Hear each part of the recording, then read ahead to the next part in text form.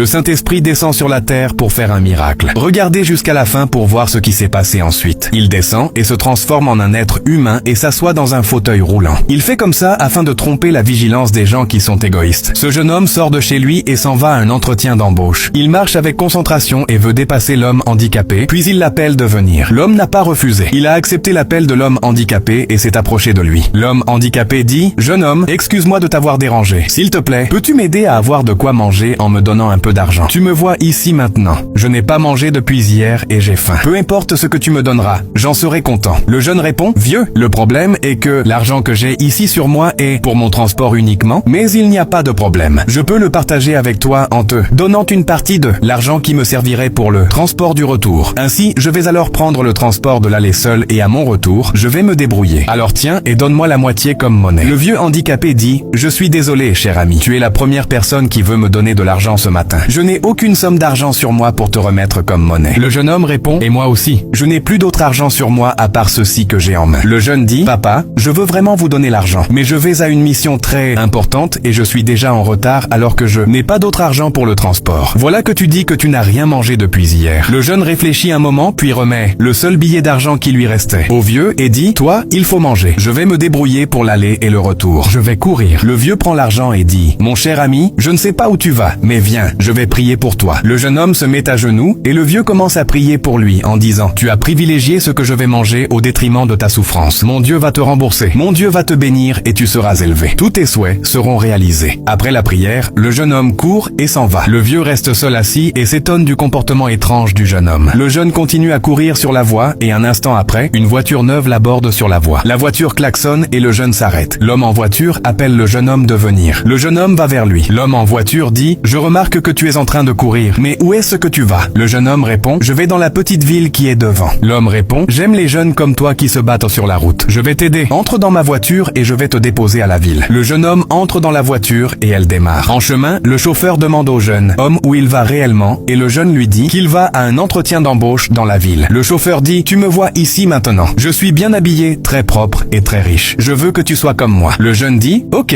dites-moi ce que vous faites pour gagner assez d'argent ainsi. » Le chauffeur répond « Tu sais quoi? Il y a certaines activités qui donnent beaucoup d'argent mais les gens les considèrent comme illégales. Alors ce sont ces genres de business qui rendent riches immédiatement. Tu peux le faire avec moi et bientôt, tu vas acheter aussi une voiture. » Le jeune répond en disant qu'il ne veut pas ces activités illégales et qu'il attend simplement l'heure de Dieu et le chauffeur se fâche et arrête la voiture. Puis il dit au jeune de sortir de sa voiture s'il ne veut pas accepter sa proposition de business et devenir riche immédiatement. Le jeune reste ferme sur sa décision et sort de la voiture. Le chauffeur l'appelle et dit « Tu es maudit. Tu dis que mon activité est illégale et tu ne veux pas. Dis-moi, tous ceux qui font des activités légales dans le pays ont quoi? Ne sont-ils pas des pauvres éternels? Toi aussi tu vas les suivre. Quitte ici. » Le jeune homme est sur le point de partir quand l'homme le rappelle et dit « Dans quelle société tu veux aller déposer le dossier? » Le jeune homme répond « Dans la société de fabrication des plastiques qui est dans la ville. » L'homme répond « Me voici, moi, le fondateur de cette société dans laquelle tu veux aller déposer ton dossier. Tu es directement employé après ce test que tu viens de passer avec succès. Oui, tu es déjà employé dans ma société. » Le jeune homme est dépassé. L'homme dit « Tu sais quoi? Nous avons besoin de jeunes comme toi qui n'aiment pas l'illégal. Toi, je t'ai testé jusqu'à même te faire sortir de ma voiture, mais tu n'as pas changé d'avis. Ça montre que tu es une bonne personne. » Le jeune homme saute de joie. Il craignait la distance avant de remettre son argent de transport au vieux pour aller manger et automatiquement sur la route, il croise le directeur général de la société et est employé directement. Il revient immédiatement à la maison et voit le vieux handicapé là au bord du goudron. Le vieux lui demande si le voyage a été bon. Le jeune homme lui a tout expliqué et le vieux est content. Le vieux dit au jeune d'aller un peu devant et de tourner ensuite vers lui pour voir quelque chose. Le jeune exécute cela et à sa grande surprise, il voit le vieux handicapé se transformer en un ange et monter au ciel. Le jeune homme sait enfin qu'il s'agissait d'un ange de Dieu. Mais l'histoire est encore longue. L'ange est revenu sous d'autres formes et cela a échappé au jeune homme. Et ce qui s'est passé ensuite va vous choquer. Mais Dieu est grand. Je vais te montrer la suite dans la partie 2 de cette vidéo. Alors abonne-toi, mets la vidéo en favori et partage pour ne pas rater la deuxième partie.